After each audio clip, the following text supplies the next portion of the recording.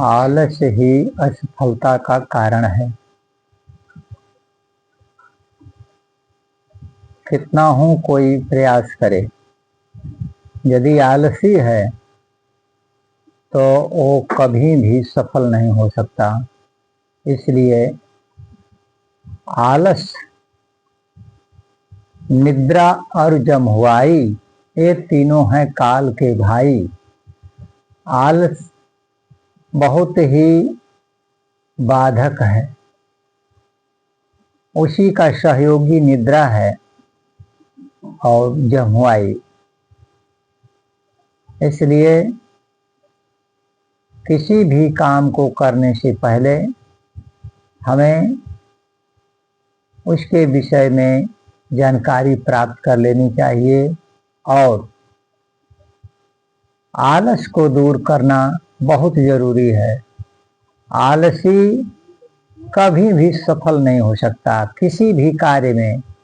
यदि वो पढ़ने वाला है, चाहे कोई किसान है, कोई विद्यार्थी है, कोई व्यापारी है, या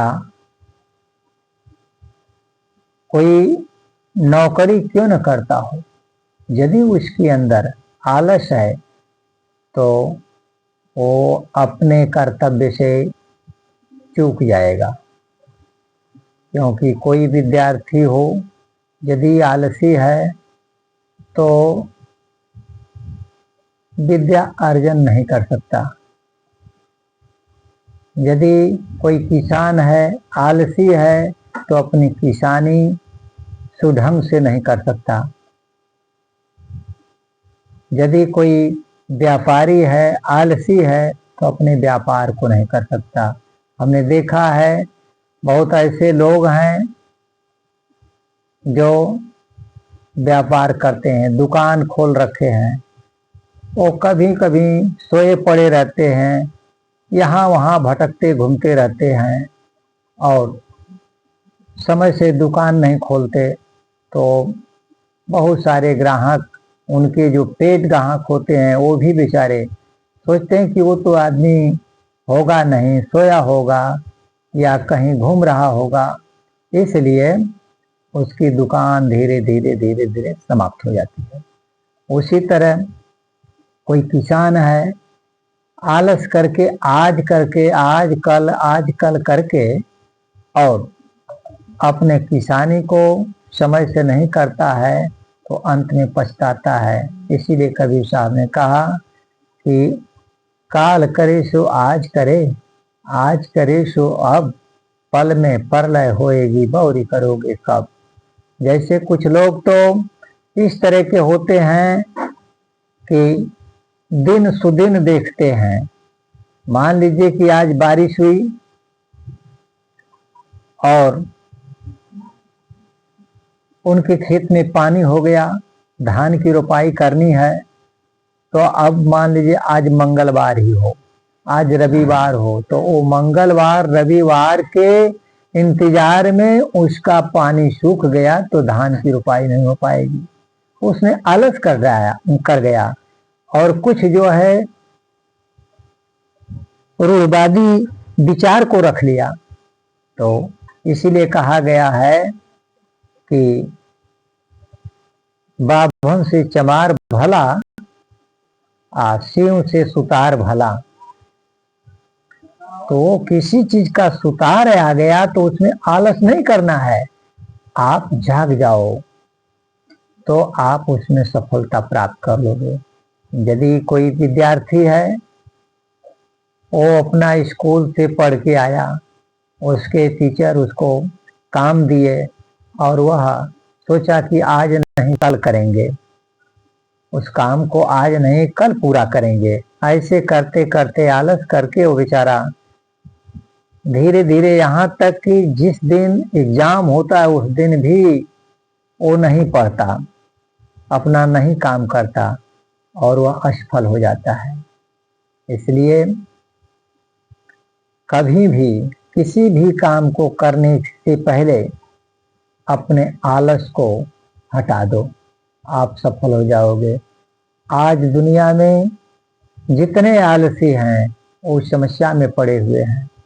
आलस को, यदि ये तो व्यवहार जगत की बात रही, अभी भक्ति भाव की जहाँ बात है, कुछ लोग साधना के लिए, भजन के लिए सोचते हैं कि आज नहीं कल करेंगे, आज नहीं कल करेंगे, और इस तरह से आज कल करते करते वो साधना से विहीन हो जाते हैं, ज्ञान से विहीन हो जाते हैं।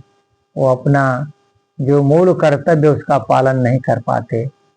इसलिए आलस मनुष्य का मूल रूप से बाधक है।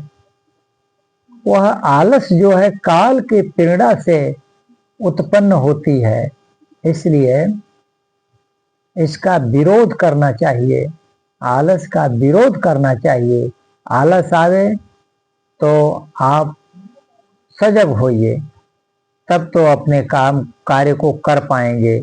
नहीं तो आलस के वशीभूत हुए, निद्रा के वशीभूत हुए तो आप अपने काम को नहीं कर पाओगे।